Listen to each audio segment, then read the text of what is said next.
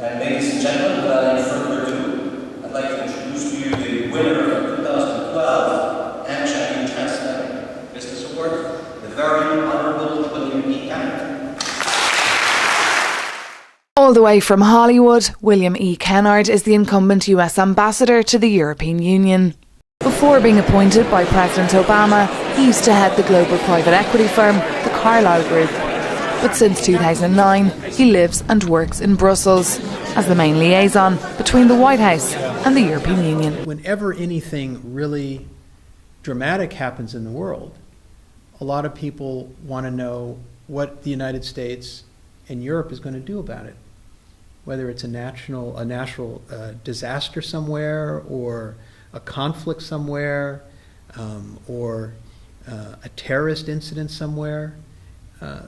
And that's what makes this job interesting and important, because people really do care what the U.S. and Europe will do and say about things, and we're often in the middle of that, and that makes it pretty interesting.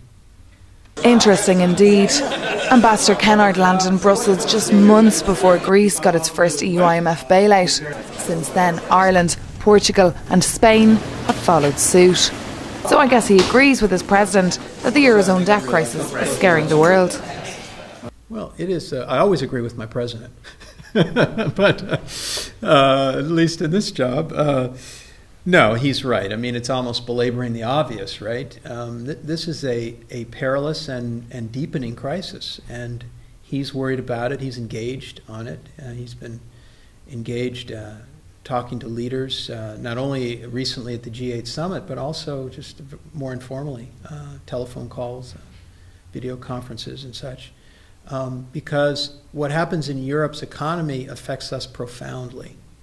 And the American public now see that. They are increasingly aware of the fact that the issues in Europe's economy affect their pocketbook. The stock market rises and falls based on people's confidence in European leaders' ability to deal with the sovereign debt crisis here.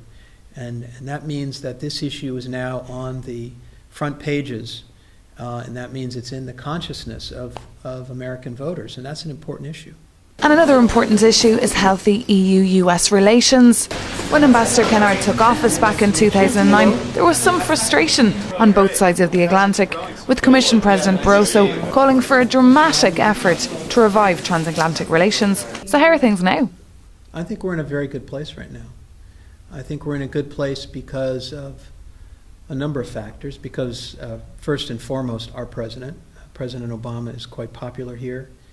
One of the reasons he's popular is because there is a great alignment of issues. We think about a lot of the world issues the same way these days. And that has been very helpful to creating, I think, a very good relationship. And also, we're both dealing with a financial crisis. And that tends to focus people's attention on what's really important.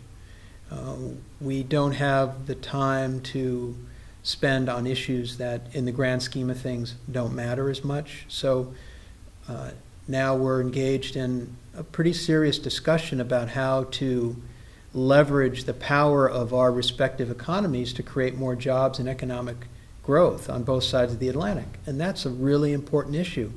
There's 27 heads of state in Europe. There's one in the United States. Now, our system is complex, but the complexity of making decisions is much greater here, particularly in the Eurozone crisis, because it's causing leaders to make decisions in uncharted areas. There is no rule book for how to deal with a country's potential exit from the euro. There's no rule book for how to deal with a pan-European banking crisis. So these leaders are being called upon here to make these decisions in very unprecedented ways. You know, every political leader in the West is worried about economic growth and jobs. And we have this incredibly deep and mature economic relationship, and we're looking at ways that we can leverage that relationship to create more economic opportunity for our people. And that's exciting.